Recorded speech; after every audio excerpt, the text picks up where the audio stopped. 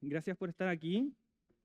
En nombre de Librería Proyección, Instituto Alternativa y el Laboratorio de Transformaciones Sociales de la UDP, les damos la más cordial bienvenida al lanzamiento del libro El marxismo y la opresión de las mujeres hacia una teoría unitaria, escrito por Liz Fogel y recientemente traducido al español por primera vez, gracias a un esfuerzo internacional de Instituto Alternativa, Editorial Proyección, SETI Revista Archivos y Ediciones Bellaterra. Originalmente publicado en 1983, este libro es considerado como una de las piedras fundacionales de la teoría de la reproducción social. Esta traducción viene a saldar una larga deuda, pero como siempre pasa con lo importante, al mismo tiempo llega el momento preciso. No es novedad para nadie que vivimos tiempos turbulentos, atravesados por numerosas crisis, y no quiero sumarme a las típicas alarmas que anuncian crisis cada vez que pasa algo malo, pero hay muchos ámbitos o dimensiones que hoy significan desafíos o bien lisa y llanamente amenazas a nuestras propias condiciones de existencia. Algunas son muy evidentes, como el cambio climático, o el avance de las derechas radicales que hoy no solo nos ponen frente a las encrucijadas del tipo qué modelo de desarrollo queremos, sino que ponen en tela de juicio consensos que constituyen mínimos civilizatorios. Cosas básicas que hemos acordado tras miles de años de coexistencia. Pero también hay elementos que existen más subterráneamente y cuyo avance también implican riesgos para nuestra vida. La crisis de los cuidados, que hoy día está tan en boga, y que afecta particularmente a las mujeres, ya sea como una barrera que impide el ingreso al mercado laboral o bien como una doble carga de trabajo. Tenemos problemas de bajos ingresos, que solo son superiores en nuestro país en el quintil superior de los hogares, según los datos que fueron publicados el año pasado por la encuesta de presupuestos familiares.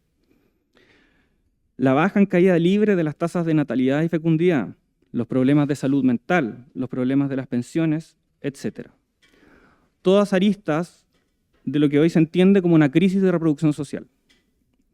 En ese contexto, contar con una versión en español de El marxismo y la opresión de las mujeres es una excelente noticia.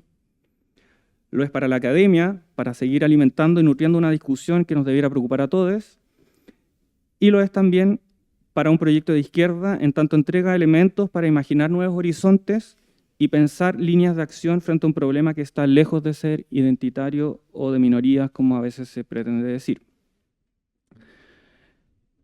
Y precisamente en esa línea, hoy realizamos esta actividad de lanzamiento para poder discutir un poco e idealmente poder estimular conversaciones y debates posteriores. Desafortunadamente, debido a compromisos impostergables con la patria, con la clase obrera y las mujeres, dos de nuestras expositoras no van a poder estar hoy día con nosotros, pero no todo está perdido y hoy nos acompaña Alondra Carrillo. Ella es militante feminista, integrante de la coordinadora feminista 8M, fue parte del grupo de estudios feministas formados en el año 2017 y ha sido vocera de la coordinadora recién mencionada. Y además fue convencional constituyente en el primer proceso de discusión constitucional. Este viernes defiende su tesis de magíster, del magíster de pensamiento contemporáneo de esta universidad, así que esta es como una especie de ensayo, ya que en su tesis también hace una revisión crítica de la teoría de la reproducción social y tiene como uno de sus principales referentes a la autora que hoy día estamos presentando. Así que sin más preámbulo de mi parte, dejo con ustedes a Alondra.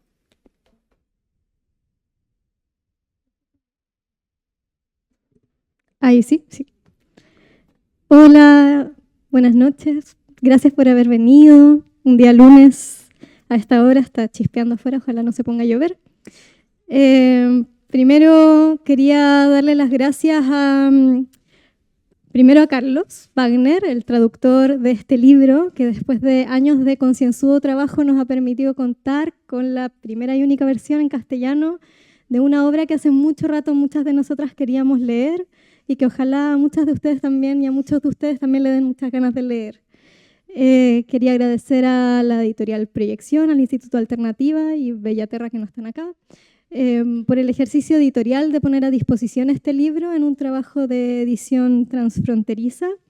Quería disculparme de antemano porque soy una sola, no voy a ser capaz de suplir la ausencia de nuestras dos compañeras en esta mesa, que hubiese sido súper potente e interesante la discusión, pero de todas maneras nos pareció que podía ser un espacio del que podíamos sacar provecho. Voy a tratar de hacer una presentación más extendida que la que había preparado. Había preparado una presentación para 10 minutos, voy a tener que triplicar la presentación.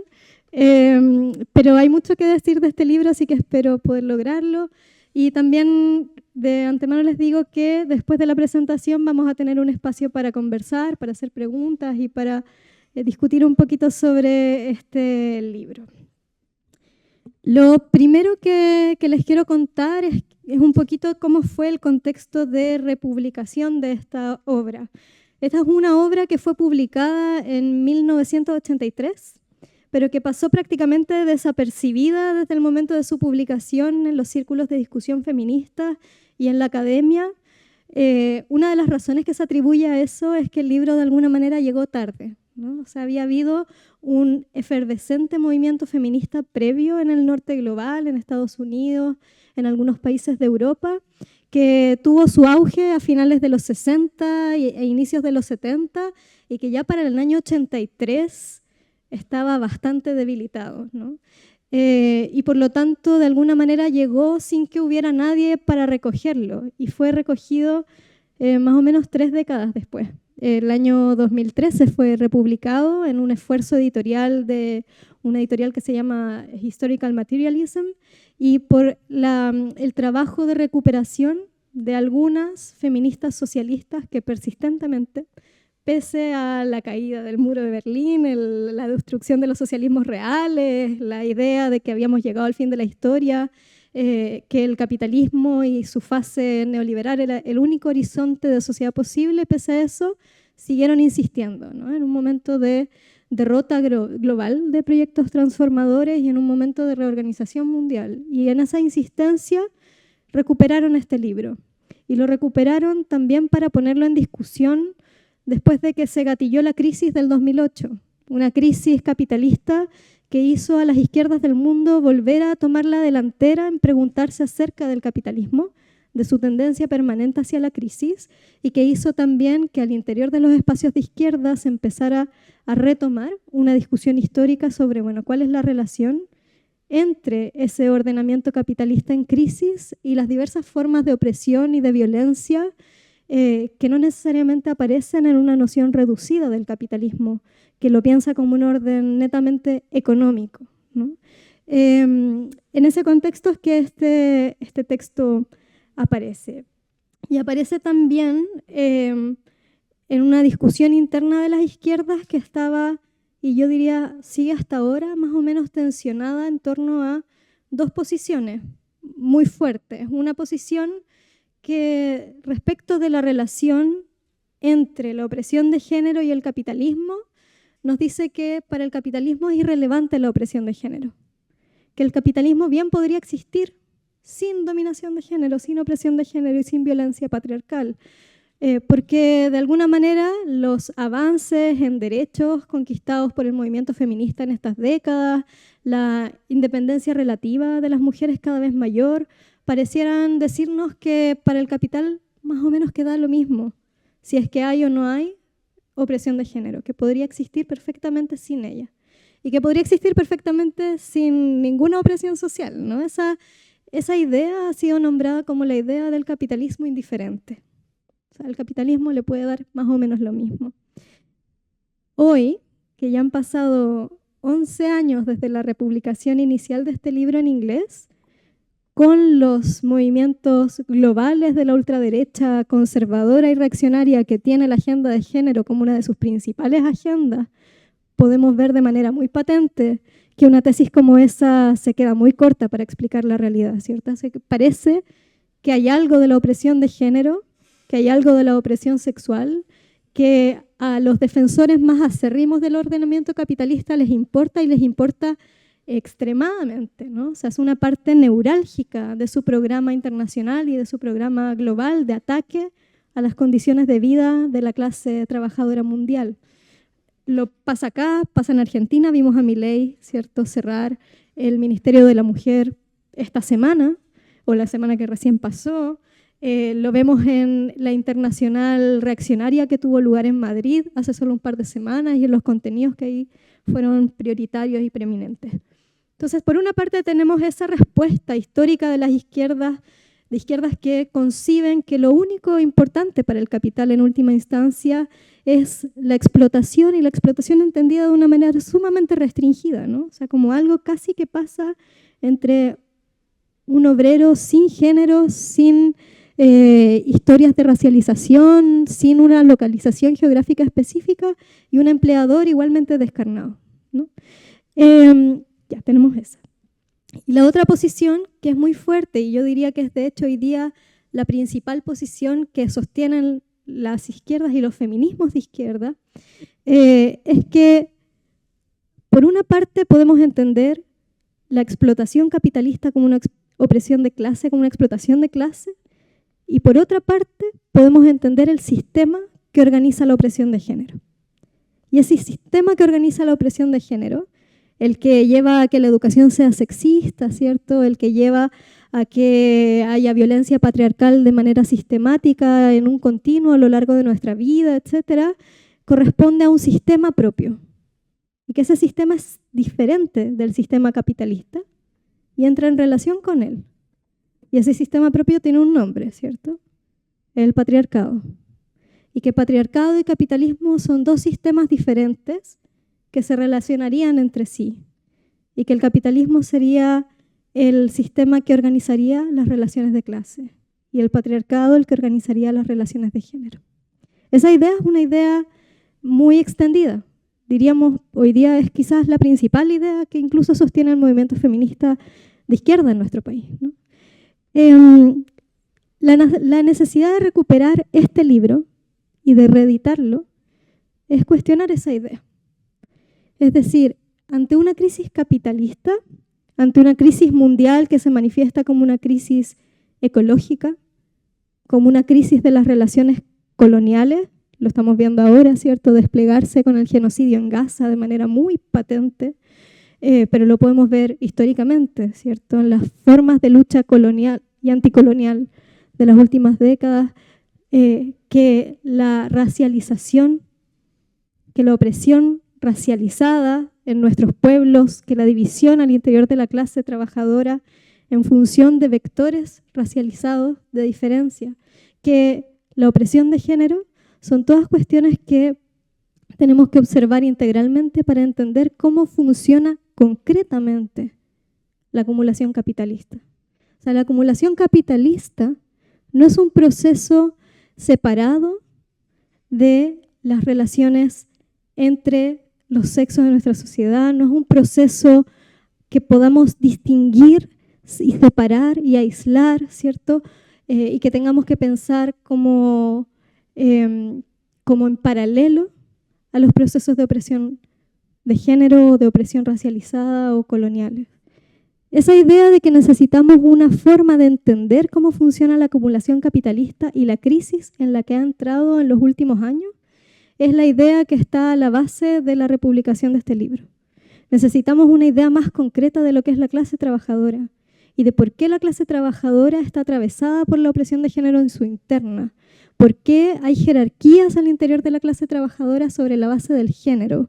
¿Por qué hay jerarquías al interior de la clase trabajadora sobre la base de la racialización? ¿Por qué se producen esas diferencias y cómo se relacionan esas diferencias con los procesos de acumulación capitalista? Y entonces los procesos de acumulación capitalista y sus crisis se convierten en un problema de todas nuestras luchas. Y lo hemos visto también muy prácticamente pasar en todos los movimientos sociales, ¿no? O sea, el movimiento feminista también se ha venido preguntando en los últimos años cómo el neoliberalismo y la imposición del neoliberalismo en Chile cambió las relaciones de género, le dio forma a la violencia patriarcal que hoy día conocemos y contra la que nos levantamos y contra la que luchamos. Hay una relación íntima, ¿cierto?, entre la imposición del neoliberalismo y el tipo de educación sexista que hoy día hay en los establecimientos educacionales y en las universidades. Podemos mirar también cómo la devastación socioambiental es imposible de ser entendida si no miramos los procesos de acumulación capitalista como procesos territorializados que necesitan una cierta explotación intensiva de los recursos naturales para poder insertar a nuestra economía nacional en el mercado mundial.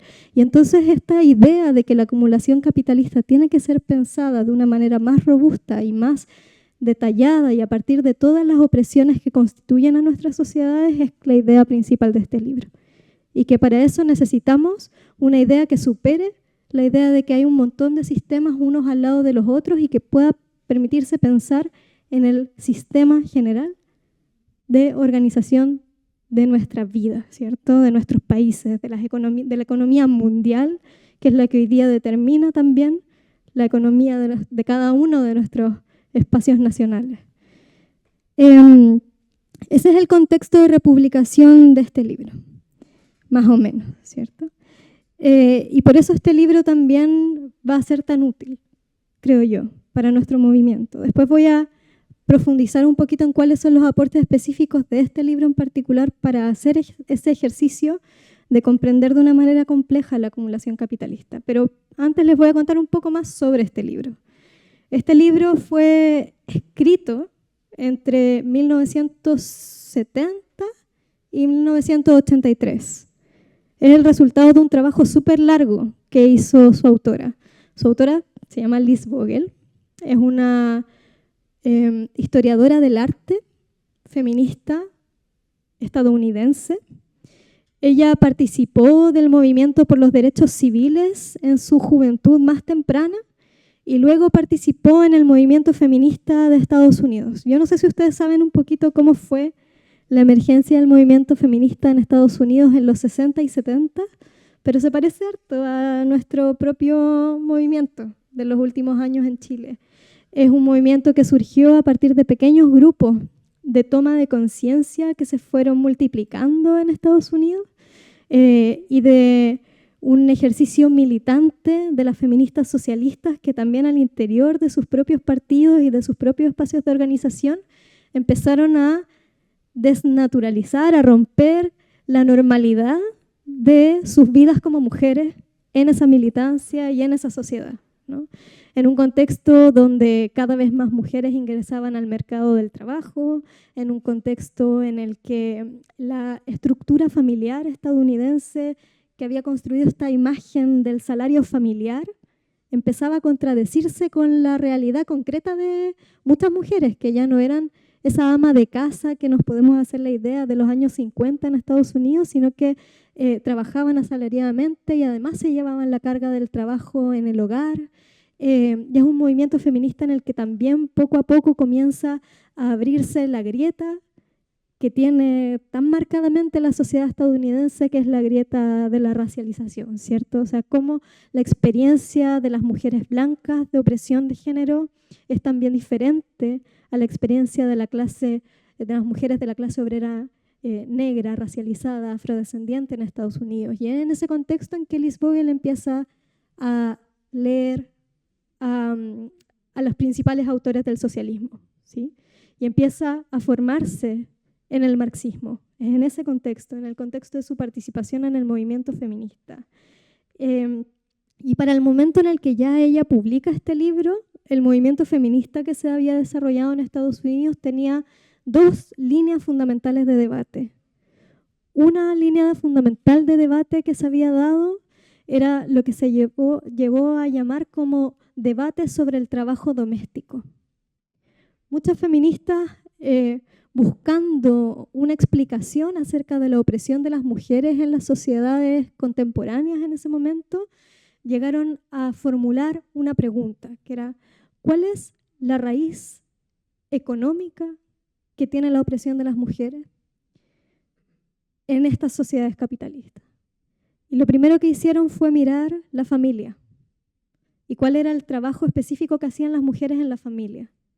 Y lo hicieron porque el movimiento feminista ya había identificado para ese momento que la familia era un lugar súper importante para visualizar la opresión de género, la división sexual del trabajo, la reproducción de los roles de género, la diferencia en la crianza, ¿cierto? La socialización, la sexualidad y un montón de cuestiones que pasaban por la familia. Y lo que hicieron las feministas socialistas en ese momento, las feministas marxistas, fue decir, bueno, no solamente pasan esas cosas, sino que también al interior de la familia las mujeres están a cargo en general de un trabajo específico, que es el trabajo de reponer cotidianamente las energías y la capacidad de trabajar de los miembros de ese hogar, ¿no? Y esa tarea que tienen las mujeres fundamentalmente al interior del hogar es una tarea invisible, es una tarea no paga, es una tarea muy laboriosa. A muchas mujeres las pone en una relación distinta, como decía Daniel en su presentación, con la posibilidad del trabajo asalariado, o sea, la carga de trabajo doméstico lleva a muchas mujeres a tener trabajos de media jornada o a tener trabajos donde perciben menores ingresos, a tener que rebuscársela para poder parar la olla en la casa y al mismo tiempo hacerse cargo de esta responsabilidad que en ese momento muy marcadamente, ¿no?, era el trabajo de las mujeres. Y las feministas empiezan a preguntarse, uno, ¿por qué las mujeres hacen ese trabajo en las sociedades capitalistas? No era obvio, ¿cierto? Y dos, ¿cuál era la función que ese trabajo tenía para el sostén de las sociedades capitalistas? Y entonces arriban a un concepto que va a ser muy importante hasta el día de hoy, ¿cierto? Que es que el trabajo, ese trabajo particular que se hace en el hogar, es un trabajo fundamental para reproducir la fuerza de trabajo, que es una condición indispensable para la explotación capitalista, que sin la reproducción de la fuerza de trabajo no puede proceder la acumulación capitalista porque no hay fuerza de trabajo explotable que someter a un régimen de trabajo diurno, ¿cierto? Y que, por lo tanto, examinar la posición de las mujeres en la sociedad tiene que ir de la mano con reconocer la función particular que tiene el trabajo de reproducción de la fuerza de trabajo. Para el momento en el que Vogel escribe, ya ha habido 10 años de esa discusión. Y esa discusión fue súper grande, porque algunas de las preguntas que empezaron a aparecer fueron, por ejemplo, si ese trabajo produce la fuerza de trabajo, y la fuerza de trabajo es una mercancía, ¿cierto? Porque se vende, porque vendemos nuestra capacidad para trabajar a los que la compran, que son nuestros empleadores. Si esa fuerza de trabajo es tan importante para el sostenimiento de las economías capitalistas y de la explotación y de la apropiación de plusvalía, ese trabajo entonces es directamente explotado por el capital. ¿Ese trabajo produce riqueza capitalista o no? ¿O tiene otra función? Si produce riqueza capitalista, ¿quiere decir que produce valor? Porque se supone que eso es lo que produce el trabajo bajo el capitalismo, ¿no? El valor de las mercancías que después se intercambian en el mercado con el propósito de aumentar la riqueza social y apropiarse de esa riqueza social por parte de los que son dueños de comandar la capacidad para trabajar de la gran mayoría de la población. Esa es una discusión que se abre en el movimiento feminista. ¿El trabajo doméstico produce o no produce valor? Una discusión que hasta el día de hoy sigue vigente, ¿no? Y otra de las discusiones que se abre en ese momento es la otra que les estaba contando, que tiene que ver con la noción de patriarcado. El movimiento feminista empieza a discutir si el marxismo es o no es capaz de explicar cómo funciona la opresión de género. Y para muchas feministas, socialistas incluso, la respuesta es que no es capaz, porque el marxismo solamente permite pensar la opresión, o sea, la explotación de clase, y que porque la centralidad conceptual del marxismo es la clase, entonces que el marxismo no es capaz de ofrecerle al feminismo un concepto lo suficientemente robusto como para entender la opresión de género, su desarrollo, el hecho de que la opresión de género no nace con el capitalismo, que viene de antes, ¿cierto? O sea, un montón de preguntas que se hacen las feministas y que no encuentran en el marxismo las herramientas para poder responder. Es en ese contexto donde están esas dos discusiones puestas sobre la mesa que viene a aparecer este texto de Lise Vogel.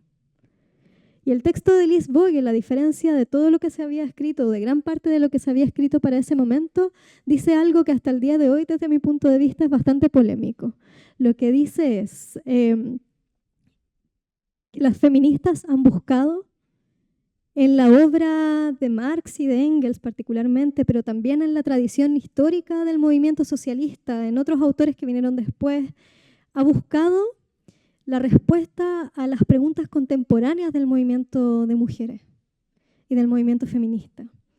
Y que, por lo tanto, el movimiento feminista siempre se va, por así decir, a frustrar al momento de preguntarle a las obras históricas del marxismo acerca de sus propias preguntas como movimiento. Me gustaría leerles un pequeño fragmento donde Lise Vogel habla de esto. Dice así. El indiscutible fracaso de Marx y Engels a la hora de desarrollar herramientas adecuadas y una teoría integral sobre las mujeres expresa solo una parte del problema. La frustración que experimentan muchas feministas socialistas se deriva también del hecho de que Marx y Engels no dijeron lo que estas críticas modernas de la llamada cuestión de la mujer querían escuchar. O dicho de otro modo, las autoras actuales a menudo preguntan e intentan dar respuesta a un conjunto diferente de problemas sobre la mujer. Y luego dice, hay pocos momentos en los que Vogel dice tan claramente su opinión, ¿sí? Pero aquí, desde mi punto de vista, lo dice muy claro. Dice, Marx y Engels abordaron la cuestión de la subordinación y la liberación de las mujeres desde el punto de vista de un movimiento socialista en desarrollo. Intentaron situar la cuestión dentro de una teoría de los mecanismos esenciales del desarrollo social como un todo, por lo que no prestaron especial atención a las relaciones, por lo que prestaron especial atención a las relaciones sociales de producción. En cambio, las teóricas y activistas feministas socialistas contemporáneas abordan el asunto usualmente en el marco del movimiento de mujeres. Ellas buscan una perspectiva teórica que abarque tanto un entendimiento de cómo personas de sexo femenino llegan a convertirse en mujeres oprimidas, como un análisis exhaustivo de los elementos necesarios para la liberación total de las mujeres. A pesar de su compromiso con el socialismo, el punto de partida del feminismo socialista es diferente y a menudo conduce a un énfasis teórico que diverge del que tenían Marx y Engels. Me voy a saltar muchos párrafos para decir lo siguiente. Debido a que se están planteando preguntas diferentes, por más importantes que sean, las teóricas y activistas feministas socialistas que hoy reprochan a Marx y Engels sus falencias, a menudo no son capaces de escuchar lo que ellos realmente dijeron. Sin embargo, una cantidad sustancial del material que están buscando está ahí disponible, esperando ser desarrollado. La tarea que se propone Lise Vogel, teóricamente, es decirle al movimiento feminista algo así como, está muy bien que hoy consideremos que la tradición de discusión socialista sobre las mujeres sea defectuosa. Pero nuestra tarea en relación a ese defecto no es abandonarla, es criticarla. Y criticarla significa algo distinto de lo que hasta ese momento había significado criticarla. Criticarla significa aprender, formarse y superar las limitaciones de esa tradición histórica. Ahora voy a pasar muy brevemente a decir algunas de las cosas que hace Vogel en este texto. En este texto, Vogel es como si fuese, esta es mi invitación también a que lo compren y lo lean, ¿no? O sea, es como si fuese una compañera feminista de izquierda, muy erudita, que ha leído un montón y que nos va a contar en mucho detalle cuál es la historia de discusión de la clase obrera y de sus fuerzas socialistas y comunistas sobre el problema de la mujer, sobre el problema de las mujeres, sobre el problema de la opresión de género. Y para eso va a tomar la obra de Marx y Engels fundamentalmente en sus textos más tempranos.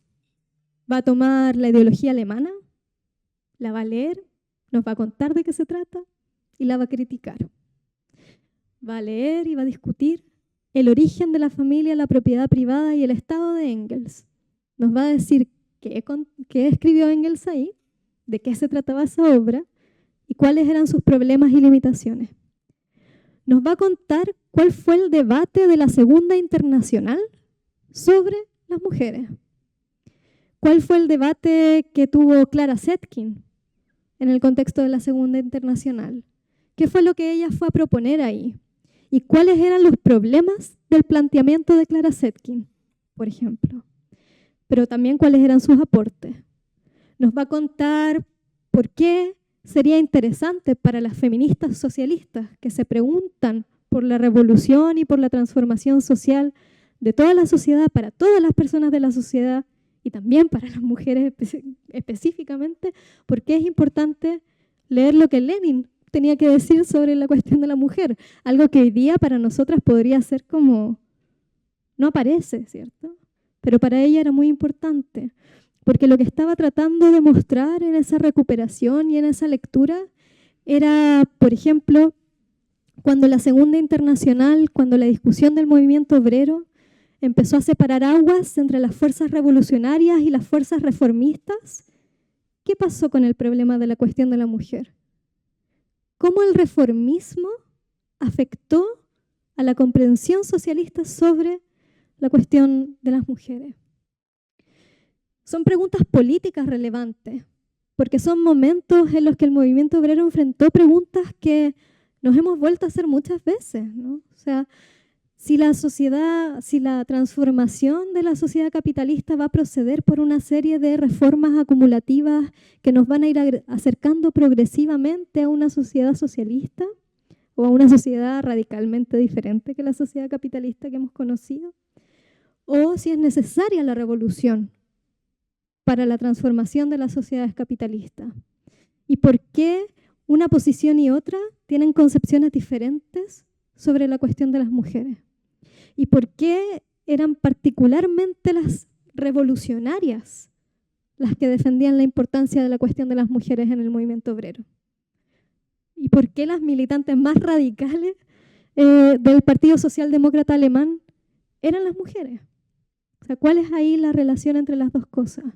¿Por qué el problema de la revolución es tan importante para el movimiento feminista y sigue siendo tan relevante para el movimiento feminista hasta el día de hoy, que es 1983, cuando se escribe este libro, ¿no? Entonces, creo que lo que hace Vogel acá es permitirnos a muchas de nosotras, a mí me lo permitió como de manera muy clara, ¿no? Acercarme a una historia de discusión de las izquierdas, por supuesto de una izquierda europea, ¿no? O sea, y después podemos conversar todas esas como limitaciones y puntos ciegos, etcétera, pero acercarnos a una historia de discusión desde las preguntas del movimiento feminista. Acercarnos a los debates que se dieron en el nacimiento de los partidos comunistas a nivel mundial desde las preguntas feministas. Acercarnos a los problemas que aparecieron en la lucha antifascista desde las preguntas del movimiento feminista. Esa es una de las cosas, yo diría, más interesantes que hace Vogel, y lo hace además súper extensamente en este libro. Y yo no sé si algunas de nosotras hemos tenido la oportunidad de una reconstrucción o de revisitar alguna genealogía como esa de la discusión del movimiento obrero desde ese punto de vista, con ese nivel de claridad y de profundidad. Entonces, es como si tuviésemos en nuestras manos, a través de este libro, un curso de formación de feminismo socialista, que además, como tiene una bibliografía tan extensa, nos abre la posibilidad de ir a mirar qué es lo que ella cita y leerlo, ¿no? Y aprender muchísimo más y abrir muchas más preguntas y un debate que hasta el día de hoy permanece abierto. Y además, y esto es lo último que quiero decir, Vogel hace su propia propuesta al final del libro. Dice, bueno, con todo esto que hemos leído, Engels tiene este problema, Marx tiene este problema, el problema de la reproducción de la fuerza de trabajo no está desarrollado en el Capital, pero está esbozado. Tomemos lo que está esbozado y desarrollémoslo. Y eso es lo que ella hace. Desarrollar conceptualmente en qué consiste el trabajo de reproducción de la fuerza de trabajo, cuál es la función económica de ese trabajo, cómo debe analizarse teóricamente desde el punto de vista de la reproducción social en su conjunto, o sea, de cómo se reproducen tanto el modo de producción como sus condiciones de existencia, y qué lugar tiene ahí la opresión de género y por qué es necesaria para el capitalismo y por lo tanto por qué es necesario que una posición feminista sea una posición anticapitalista y tenga un compromiso con un horizonte de transformación radical de la sociedad. Eso.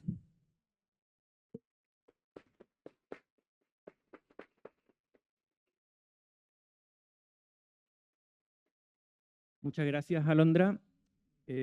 Antes de abrir las palabras, voy a aprovechar la tribuna y me voy a tomar un tiempito para hacer algunos comentarios.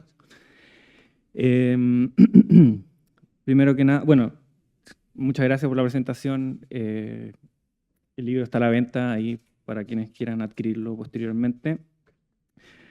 Quiero darle una vuelta un poquito a una de las cosas que mencionaba Alondra recién, que es la propuesta o la invitación que hace Vogel en su libro de ir a Marx, pero no ir a buscar las respuestas a Marx.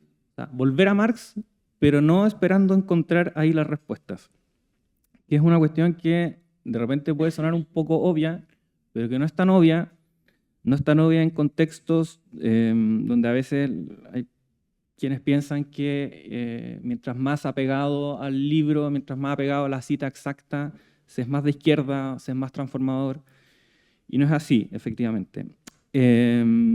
Por cierto que Marx, Engels, Lenin, en fin, escribieron todos en un contexto histórico particular y en un contexto, no solamente como decir también la frase que es bien quizás repetida de que las ideas son ideas de la época, pero evidentemente aquí se estaba formando algo. Y porque se estaba formando algo, no podía estar todo formado. Y ese es el desafío que también tienen las distintas generaciones. Y es un poco... tenemos suerte en cierto sentido de... Incluso cuando nosotros a veces uno piensa como el ambiente, el contexto o la coyuntura histórica penca que nos tocó vivir, sin proyectos de izquierda muy sólidos, sin un referente como la Unión Soviética ahí dándole cara a Estados Unidos, con la ultraderecha avanzando, como habíamos dicho. Pero también es una oportunidad precisamente para recoger esa posta que deja Vogel, que mencionaba Alondra, ¿no es cierto?, de cómo nosotros vamos a buscar, pero sabiendo buscar, en estos textos, en estos planteamientos, en la historia del movimiento obrero, del movimiento feminista, qué se puede hacer, qué se puede rescatar, pero asumir la responsabilidad de elaboración nosotros también, de elaboración teórica, de elaboración política. Si no entendemos que el desafío está en cada una de las generaciones, que se enfrenta a cada uno de los distintos contextos, en realidad vamos a hacer solamente arqueología. Y eso también, no solamente en términos históricos, sino también en términos geográficos. O sea, el tema de cómo nosotros tomamos teorías que fueron elaboradas no solamente en otros siglos, sino que en otros continentes, también es parte del desafío que nos toca. Y yo creo que es un desafío importante y que de alguna forma somos afortunados de tener ese desafío. Y en ese sentido también creo que el enfoque que se propone acá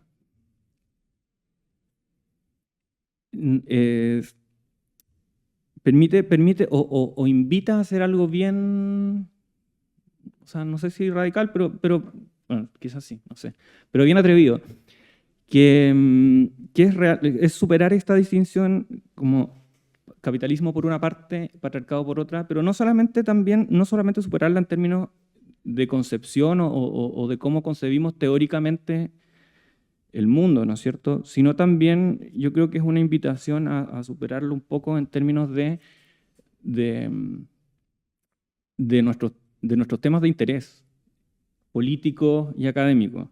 Porque pasa siempre, o pasa no siempre, pero muy a menudo, que es como feminismo para la dama, marxismo para el varón. Y se genera esa distinción, ¿no es cierto?,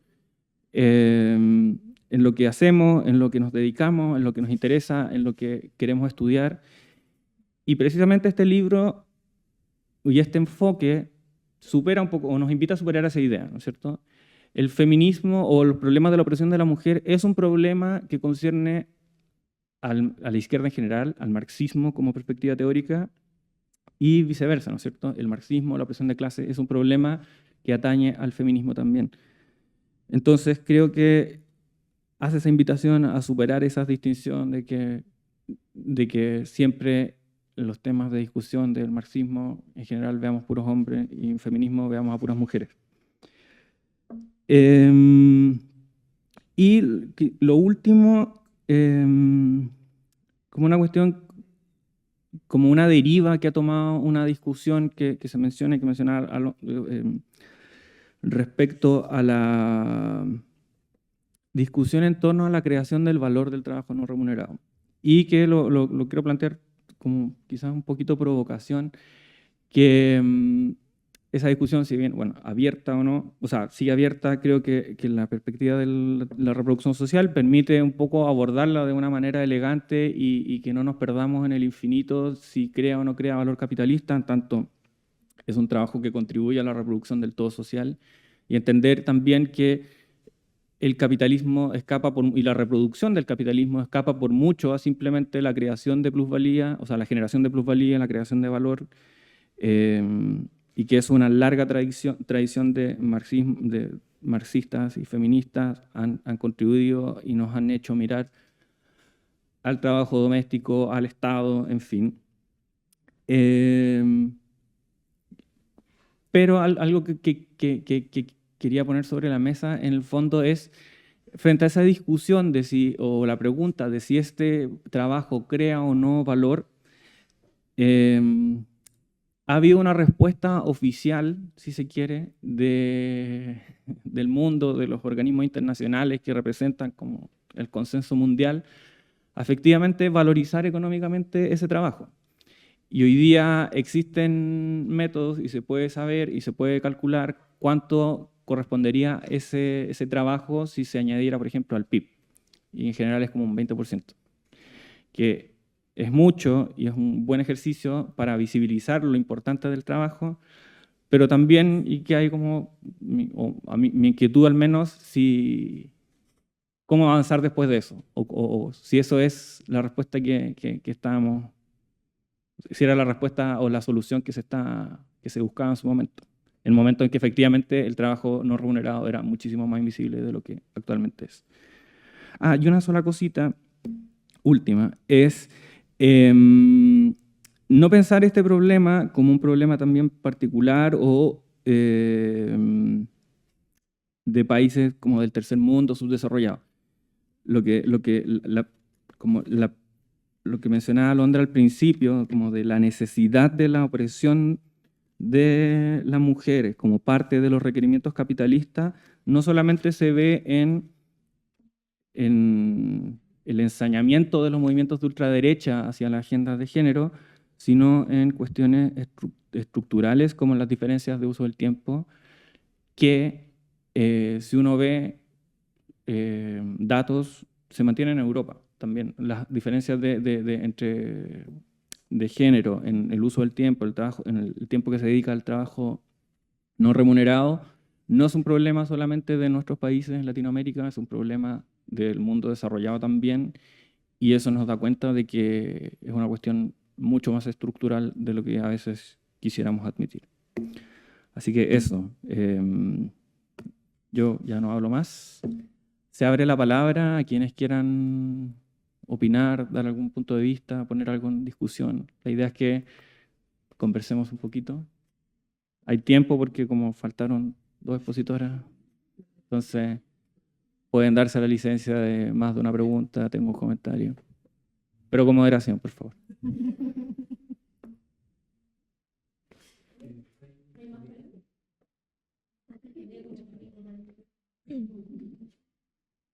Para que quede grabado. Más que una pregunta, es como una intervención.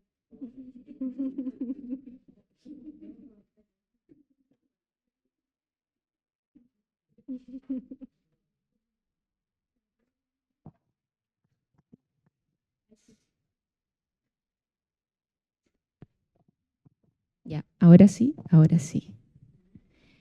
Bueno, más que una pregunta, bueno, sí es una pregunta, son muchas preguntas. Estamos como en un momento histórico de una apertura como, si bien podemos leerlo así desde la izquierda, como un momento como, no sé, hay muchas formas de nombrarlo, pues crisis de sentido, un reflujo como generalizado o una avanzada de las derechas más extremas, sobre todo con los resultados de las elecciones al Parlamento Europeo, cómo avanzan los sectores. Y ayer hacía el ejercicio pues, de pensar como las preguntas que surgieron hace 100 años, pues, los años 20 en Chile, ¿qué vino después? El fascismo, a nivel mundial, como en términos de ciclo. Entonces, cuando nos enfrentamos a un texto como el de la Alice Vogel, con la incertidumbre como del qué hacer, por muy que suene como, no sé, surge como una inquietud primaria, po, que es como la misma que planteaba Daniel, ¿no es cierto?, al inicio, como hacernos cargo de esta, que es una tarea histórica para las feministas, de cierta manera, que es asumir la superación también histórica del momento en el cual estamos, que es la capacidad que tiene Liz Vogel de leer, ¿no es cierto?, políticamente las discusiones al alero de la tradición del pensamiento socialista y cómo son, tienen momentos de apertura en las discusiones de ese mismo pensamiento hacia el problema de la mujer y cómo históricamente también, si bien las posiciones más radicales han estado del lado del problema de la mujer o del problema del género dentro de las organizaciones políticas, marxistas o socialistas, también se ha presentado como la socialdemocracia o el reformismo o los progresismos en la actualidad han sabido cómo gestionar la necesidad de la clase trabajadora en función como de esta misma superación no real, histórica del capital. Entonces, como a mí me surge como una inquietud como muy apabullante en relación a cómo feminismos nos hacemos cargo de esta superación histórica con una avanzada como del fascismo, de la ultraderecha, con un desmembramiento como también de lo que ha significado el desarrollo del movimiento feminista en Chile de la última década, en donde hay una gestión gubernamental que se autodenomina feminista. Entonces, ¿qué nos queda como al feminismo de izquierda? Pues, entendiendo que nos tenemos que hacer cargo de esta tarea histórica, que es la que nos propone el texto, de la superación histórica que nos permite en este contexto la organización social.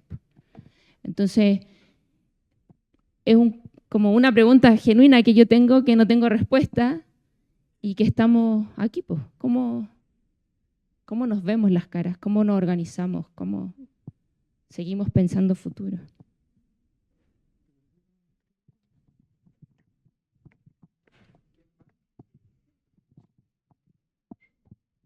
Vamos a tomar 3 preguntas y después pasamos por otra ronda. Gracias. ¿No?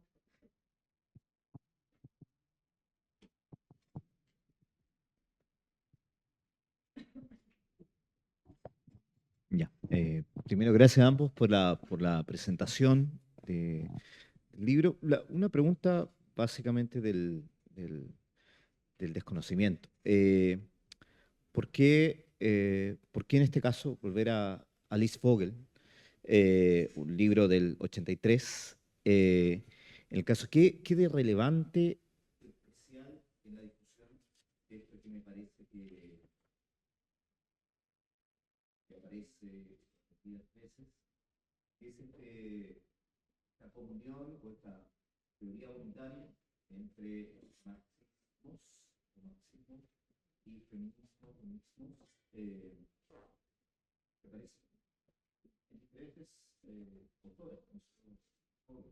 ¿Qué de particular nos aporta ella en este retorno hacia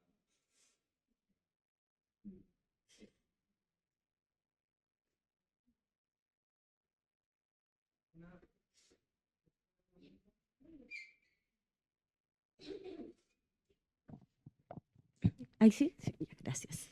Gracias por la presentación a ambos. Y nada, yo quisiera como quizás instalar, para conversar, ya que tenemos un poquito más de tiempo, 2 elementos que me parecen súper sustanciales de la conversa que estamos iniciando ahora. Por un lado, un poco lo que decía la compañera, ¿no? Estamos ante una avanzada fascista, neofascista, está recibiendo muchos nombres hoy en día, ¿no? Donde el tema del género es central para el discurso de las derechas también, pero para la legitimidad, ¿no? Recordemos que hoy en día el mismo Estado de Israel se levanta como parece ser el Estado más progresista en los derechos de las mujeres, casi, ¿no?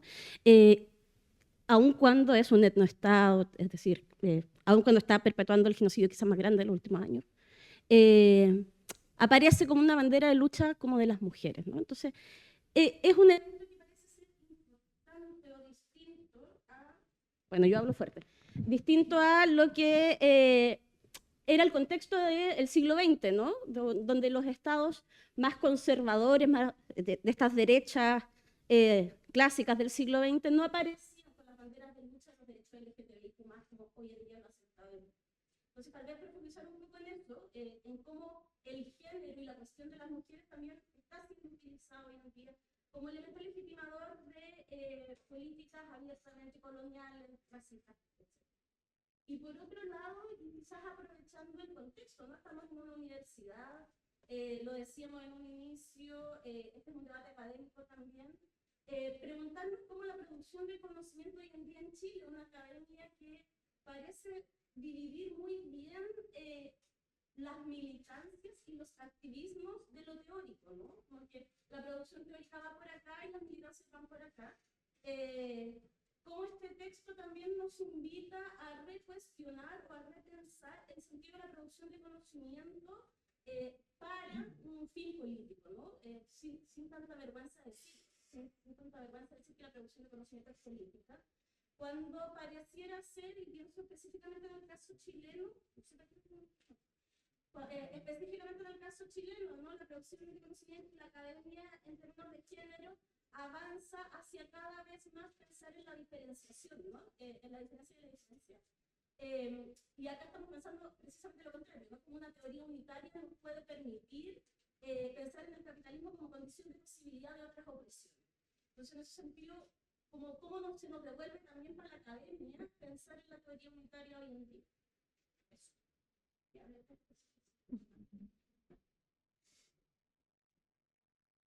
Vamos a respuestas y después pasamos. Estamos.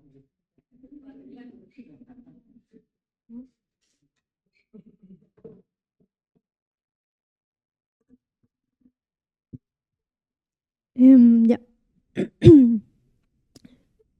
Pienso que el texto de Alice Vogel puede resultar un poco frustrante en su lectura si es que uno lo aborda desde el preguntándole ya, pero ¿qué tenemos que hacer en este contexto? Pero de todas maneras también creo que puede ser iluminador en algunos sentidos, ¿no? O sea, Liz Vogel es súper clara como en hacer una diferencia bien tajante, que uno igual le puede cuestionar, entre la historia y la teoría. ¿Sí? Entonces, para ella, la situación concreta es el problema de la política. ¿Sí? Y la teoría va por otro carril, por así decirlo. Entonces, si bien es cierto, las coordenadas teóricas son fundamentales para leer los momentos políticos, la claridad teórica no sustituye la comprensión de la situación concreta. Por lo tanto, tiendo a pensar que la utilidad de este libro también va por ese lado, ¿no? O sea, como de con qué coordenadas teóricas estamos pensando o se ponen en juego al momento de pensar esta situación concreta que estamos enfrentando. La situación concreta que nos incluye pensarnos a nosotros también, ¿no? A nosotras, al estado del movimiento feminista hoy día, que es muy distinto al estado del movimiento feminista hace 4 años, ¿cierto? Hace 5 años. Y creo que de todas maneras puede permitir también tender algunos puentes de reconocimiento. A veces pensamos que estamos enfrentando problemas por primera vez y yo creo que ahí las intervenciones y las palabras que ustedes hicieron son muy elocuentes para ir en la dirección contraria, o sea, para reconocer que quizás en otros momentos de la historia hubo problemas semejantes a los que estamos enfrentando hoy día. No los mismos, ¿cierto? La historia no se repite, sabemos eso, pero rima. Y en ese sentido, yo creo que el texto de Liz Vogel, si bien es cierto, no va a sustituir la tarea del análisis de coyuntura y no va a sustituir el hecho de que no tenemos grandes partidos de izquierda o grandes movimientos feministas con un arraigo muy importante y muy organizados, ¿no? O sea, como no va a sustituir esos problemas, pero sí nos puede permitir una cosita que es importante para esa reconstrucción, que es el reconocimiento de otras experiencias, o sea, como tender puentes ahí donde muchas veces las elaboraciones teóricas que leemos, especialmente las producidas en los 90 en adelante, es como que nos llaman a abandonar todo lo que vino antes, ¿no? Como que todo lo que vino antes de alguna manera está cargado de lo peor de la modernidad, lo peor de miradas que no se hicieron cargo de la partiendo de la opresión de género, ¿no? Y decir, bueno, quizás eso no es tan cierto, ¿no? Y quizás sí hay mucho que aprender de nuestra historia de lucha y de discusión. Y quizás hay que leerlo un poco más. Y yo creo que ese ejercicio que nos propone este libro sí puede ser útil no para responder qué hacer, pero sí quizás para el tipo de lecturas, el tipo de ejercicios que tenemos que habituarnos a hacer para tener la capacidad colectiva de responder esa pregunta de manera cada vez más precisa y con un nivel cada vez mayor también de aprendizaje histórico. ¿Sí? Eso respondería a esa pregunta sobre por qué volver al libro de Liz Vogel. Bueno, en parte es por eso.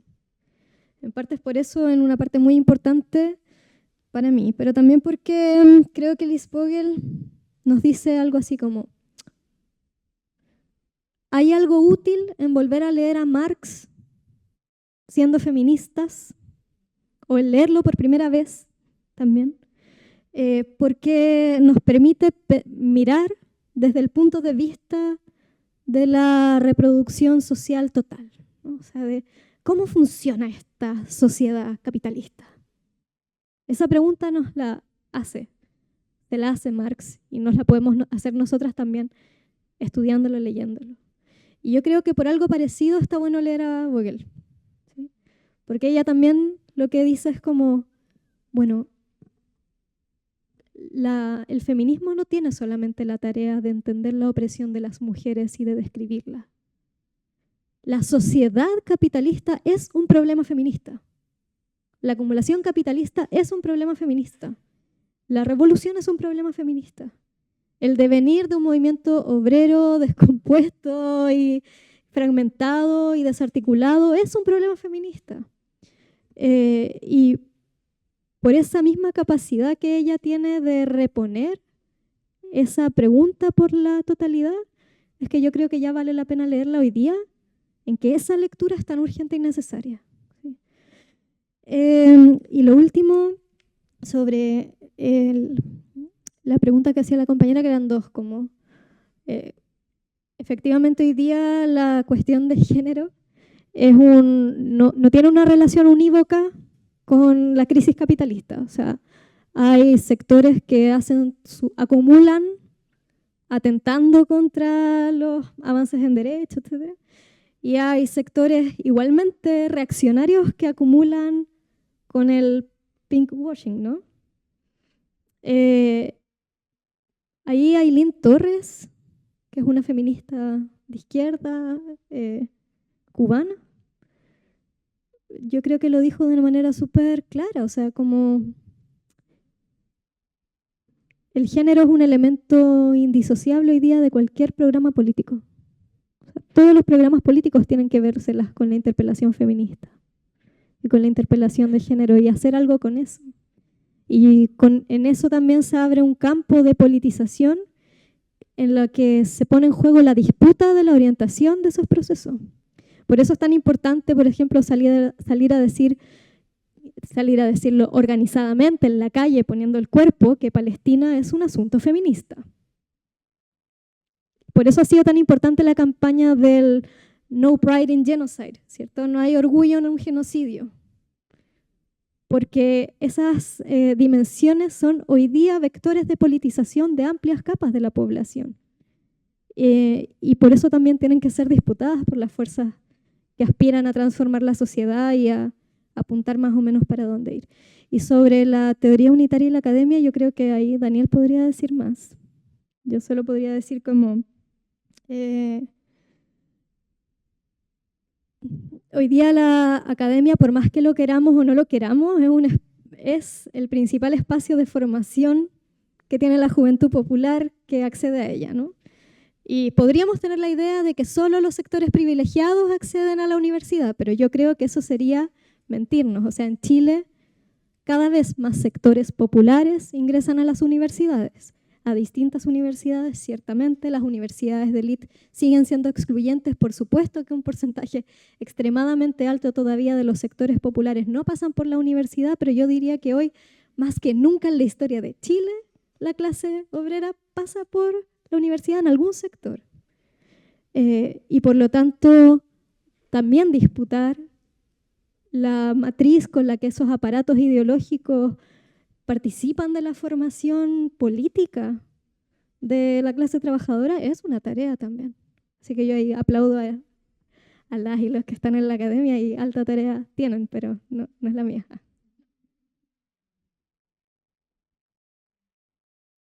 ¿Más preguntas? Ahora el micrófono.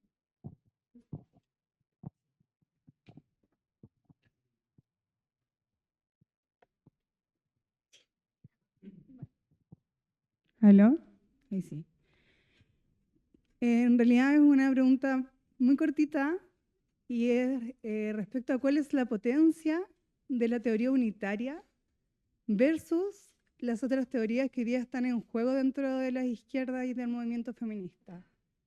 ¿Por qué salir a disputar una perspectiva unitaria versus las interseccionales que parecen responder como de manera... como el sentido, parece responder al sentido común de manera muy, no quiero decir fácil, pero como muy fluida. Así como hay opresiones, hay diversas formas de organizarse, o sea, no sé, me gustaría tal vez que tú que leí el libro le pudiera darle una vuelta a eso. ¿Cuál es la potencia? ¿Por qué la teoría unitaria? ¿Por qué el marxismo? Para pensar la cuestión de la opresión de género y el problema de del capitalismo, ¿no? Porque eso no solo tiene dimensiones teóricas, tiene dimensiones muy prácticas, cómo se piensa la organización, la herramienta para la revolución socialista, no sé, eso.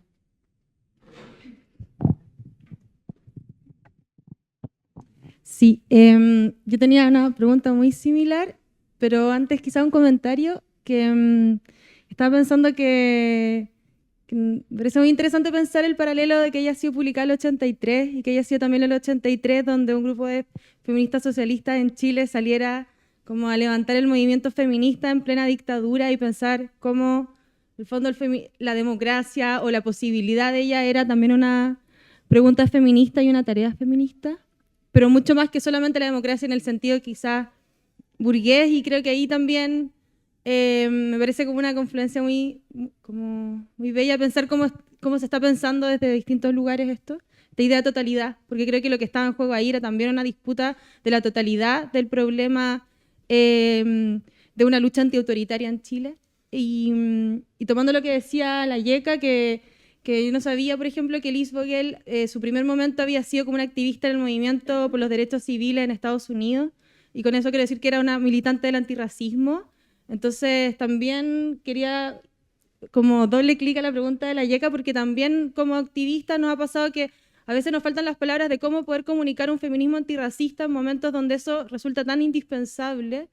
Y por supuesto que la como manera de hacerlo desde una política comunitaria, nos faltan a veces, yo creo que la manera de poder hacer eso presente, ¿no? Y que la interseccionalidad, por supuesto que aparece siempre como más disponible, más a la mano. Entonces, no sé si como Liz Vogel se hace esas preguntas o está como incorporando su propia trayectoria también militante en esto.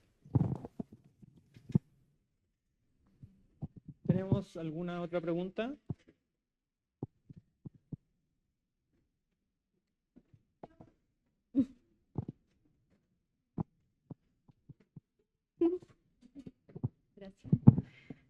Bueno, llegué un poquito tarde, entonces me imagino que hubo un momento en que se felicitó la iniciativa de publicar este libro, de editarlo en Chile. Yo quería en primer lugar expresar que me parece que es una maravilla y un aporte fundamental poder contar con esto en castellano, agradecer profundamente el esfuerzo editorial internacional que se hizo, por supuesto, a la Proye, al traductor que está aquí adelante, ¿no? Y a las compañeras que han estudiado, también para poder presentar hoy, como la Alondra, que no es solo la Alondra, también aquí, ¿no? Puedo ver varias compañeras. Yo no leí el libro. Y en realidad la pregunta que me hago, tal vez volviendo a esta temporalidad que deja planteada la palabra anterior, es ¿qué pasaba el año 83 en el mundo? ¿Qué pasaba particularmente en Estados Unidos? ¿Qué contexto tan hostil podemos recordar si nos vamos hasta ese momento? ¿Y qué es lo que puede...? Estaba Reagan, ¿no?, en Estados Unidos. Bueno, estaba Pinochet en Chile, no era muy auspicioso en realidad. Estaba Thatcher en Inglaterra, no estaba muy auspicioso el escenario para las izquierdas, para los feminismos menos en el mundo. Entonces, ¿qué es aquello que puede explicar que una autora como esta dé a luz este libro, particularmente en ese contexto? ¿Qué tipo de insistencia y de afirmación aparece ahí?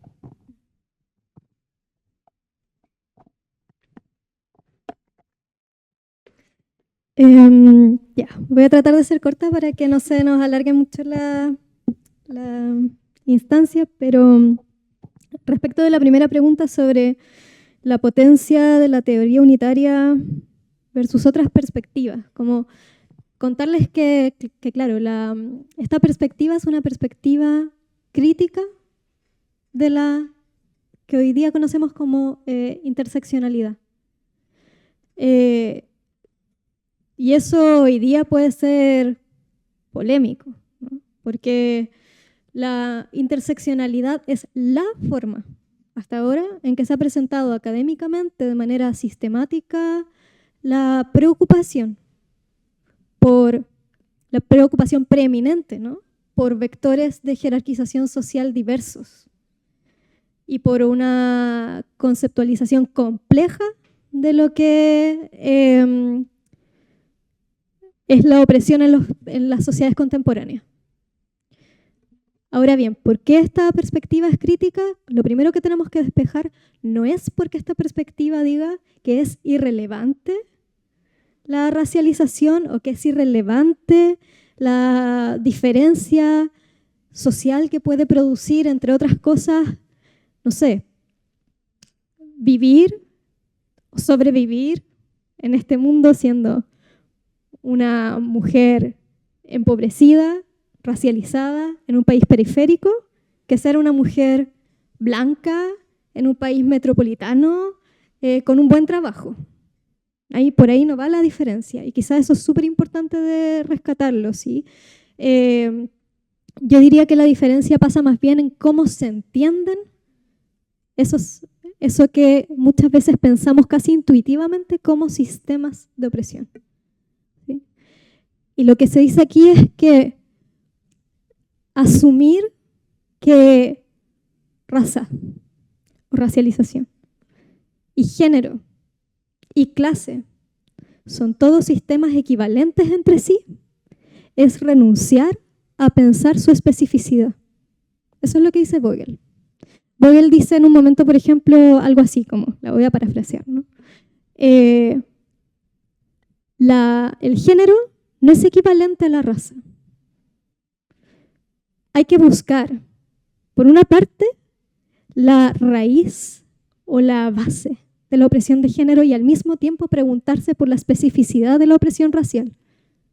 Y renunciar a hacer eso es subsumir, en última instancia, la pregunta por la racialización en la respuesta por la opresión de género. Y lo que necesitamos es una perspectiva que le dé a cada una de esas cuestiones su lugar dentro de una teoría general sobre la reproducción social. El chauvinismo, las diferencias nacionales, las diferenciaciones al interior de la clase trabajadora son cuestiones que tienen que explicarse por sí mismas y no podemos tomar la explicación que hemos construido para entender la opresión de género y transportarla a esa dimensión de la vida. Ahora bien, ella no lo hace en este libro, ¿sí? Quiero decirlo desde ya. Lo deja anunciado. Tampoco puede hacerlo todo, creo yo. Tiene otro texto que no está aquí, donde desarrolla específicamente esta discusión, que si no me equivoco se llama algo así como... No lo voy a meter, no me acuerdo, pero se los voy a dejar por ahí colgados para que lo puedan ver. Es un artículo que publicó varios años después, donde ella intenta articular esta crítica a la interseccionalidad. Y yo creo que puede ser más robusta, tanto por lo que argumenta Vogel, como porque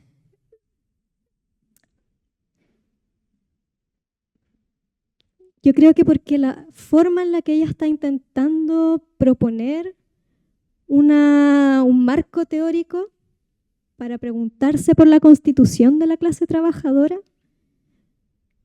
al momento de enlazar esa preocupación con la preocupación por la acumulación capitalista, logra dar respuesta a una de las críticas también que, por ejemplo, desde la perspectiva anticolonial se le han hecho más fuertemente a la teoría interseccional, que es la necesidad de incorporar los elementos de la vida material en su comprensión de la opresión social. Es decir, que si pensamos, por ejemplo, si pensamos el género separado de la clase, entonces nos quedamos con una noción de género que es ajena a los elementos materiales de la vida. Y por lo tanto, una idea del género que es universalizante. Si pensamos la raza por fuera de la clase, también nos quedamos con una idea de la racialización que es universalizante y que extrapola experiencias específicas o procesos históricos específicos de conformación de diferencias raciales al interior de pueblos en ideas generales sobre la diferencia de raza, color-raza. No sé si logré ser lo suficientemente explicativa, pero yo creo que por ahí va una de sus principales potencias. Y eso es algo que Vogel recoge y que de lo que se hace cargo parcialmente hasta donde alcanza y que luego, bueno, será tarea de quienes quieran retomar esta posta, seguir desarrollando, ¿no? O sea, yo creo que aquí, por ejemplo, hay tareas infinitas que desarrollar para un movimiento feminista desde el sur global. Liz Vogel no piensa en América Latina. No tiene por qué hacerlo tampoco. O sea, nuestra tarea también. En algún sentido es indelegable también. Reconstruir los debates al interior del movimiento obrero en América Latina respecto de la opresión de género aparece como una tarea en el horizonte, por ejemplo, después de la lectura de libros como este. Y bueno, lo que vayamos a hacer nosotras y nosotras con este libro está por verse también. Y esa es una pregunta muy bonita que yo me traje acá pensando en, bueno, quizás cuántas de ustedes después van a salir, lo van a leer. No sabemos qué va a pasar con eso, pero ojalá que nos despierte el deseo de hacernos nuestras propias preguntas y de apostar algunas respuestas también. Y respecto de lo que preguntaba la Karina, y con eso yo creo ir cerrando, al inicio les contaba que Vogel se demoró como unos 13 años en escribir este libro. O sea, lo estuvo escribiendo caleta de rato. Y cuando ella decide publicarlo, ya habían pasado muchas cosas, ¿no? Y yo creo que precisamente en ese contexto de derrota y de avance de casi como sin freno, sin contrapeso de los sectores reaccionarios en ese momento, para Vogel era especialmente necesario hacer una pausa, llamar al movimiento también a hacer una pausa, a mirar sobre sus debates, a sacar en limpio algo de esa década de debate y también a hacer la tarea larga, ¿no? Y a asumir que este proceso que tenemos por delante es largo y que las derrotas son un momento y que así como en el momento anterior estuvimos en la cresta de la ola, tenemos que prepararnos cuando nuestros pueblos vuelvan a rebelarse. Yo creo que por eso ella decidió publicarlo igual. Eso. Ya. Me dijeron que avisara algo. ¿Sí? Vamos a empezar un grupo de lectura de este libro. ¿Sí? La idea no es leerlo entero, sino algunas selecciones. Y hay un link de inscripción que les vamos a hacer llegar a quienes se inscribieron. Y si ustedes no se inscribieron y quieren que les llegue, pasen después a anotar su correo para mandárselos por ahí. Eso.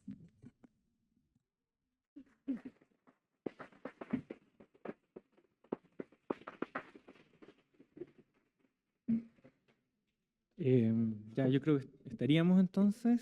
Muchas gracias, Alondra, por tu presentación, por todas tus intervenciones. En realidad, yo creo que dan harto para pensar. Y bueno, la discusión aquí no se acaba, lejos de eso, está recién empezando. Vayan a comprar el libro, inscríbanse en el taller de lectura. Precio especial, yo no me lo pierdo, ustedes tampoco. Ya, suficiente. Muchas gracias a todos por venir.